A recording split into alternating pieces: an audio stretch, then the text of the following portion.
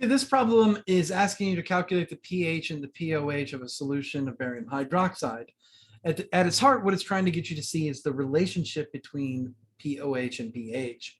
Now, it does say that barium hydroxide is completely soluble. And so let's go ahead and write down the formulas for pH and POH. So pH is the negative log of H plus, and likewise, POH is negative log of the concentration of hydroxide. There is a relationship between these two things, and that POH plus pH will always equal 14. Now, since barium hydroxide is supposedly completely soluble, we know that it breaks apart into 2 hydroxides and 1 barium ion.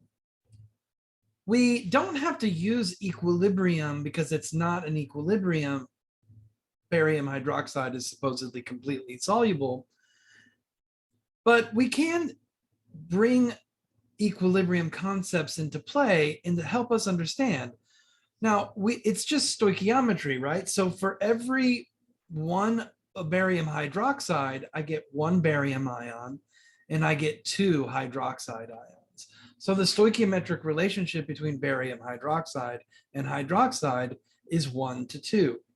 So I need to use this fact in figuring out the concentration of barium hydroxide. And so that's 2 times the original, or excuse me, I need to use that fact when figuring out the concentration of hydroxide.